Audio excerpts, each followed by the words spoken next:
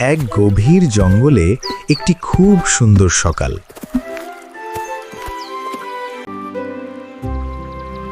সেই জঙ্গলে ছিল একটি ছোট্ট গাছ। সেই গাছে বাসা বেঁধে থাকত এক ছোট্ট টুনি পাখি।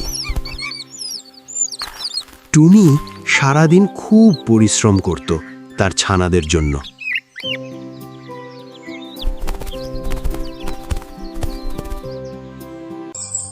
সেই বনে বাস করত এক দুষ্ট বাঘ।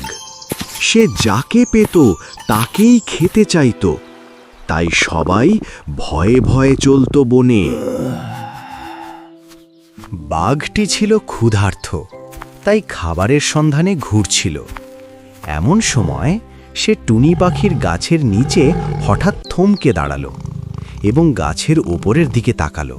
সে দেখতে পেল টুনির বাসা। আজ মনে হচ্ছে কচি মাংসের ব্যবস্থা হবে। বাঘ গাছের গুড়িতে জোরে থাবা মারে। গাছের বাসাটি কেঁপে ওঠে। ছানারা ভয় পায়। টুনি পাখি বাসায় বসে ভয়ে কাঁপছে। এই টুনি, নিচে নেমে আয়। তোকে আর তোর ছানাদের আজ আমি খাবো। মহারাজ, আমাকে ক্ষমা করুন। আমি খুব ছোট, আমায় খেয়ে আপনার পেট ভরবে না। আমাকে ক্ষমা করুন। আমি কোনো কথা শুনব না, আমি তোদের খাবই। টুনি বুঝল শক্তি দিয়ে বাঘকে হারানো যাবে না। হঠাৎ তার মাথায় একটা বুদ্ধি এলো। বাঘ মামা, আপনি তো বনের রাজা, আমার সাথে যুদ্ধ করা কি আপনাকে মানায়? বাঘ অবাক হয়ে থেমে গেল। তার চেয়ে আমি আপনাকে একটা দারুণ বুদ্ধি দিচ্ছি, যাতে আপনি বড় শিকার ধরতে পারেন।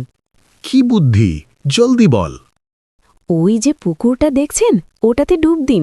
ডুব দিলে গায়ে কাদা মাখলে শুকিয়ে আপনার শরীর পাথরের মতো শক্ত হয়ে যাবে।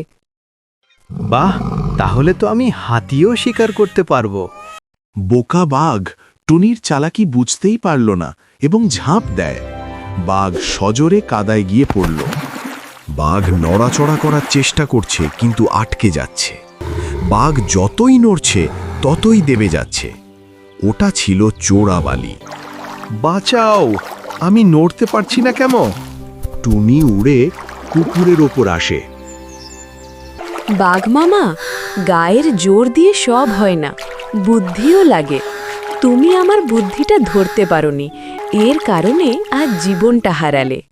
অসহায় বাঘ তার বোকামির জন্য চোরাবালিতে হারিয়ে গেল। বাঘের আর কোনো চিহ্নই রইল না। জঙ্গল আবার শান্ত হল। টুনি তার ছানাদের কাছে ফিরে আসে। টুনি, তুমি ছোট পাখি হয়ে যে সাহসিকতা দেখলে, তাতে আমরা সত্যিই খুব খুশি হয়েছি। এক দুষ্ট বাঘ হতে বনের সবাই মুক্ত হলাম। মনে রেখো, বিপদ যত বড়ই হোক, সাহস আর বুদ্ধি থাকলে জয় নিশ্চিত।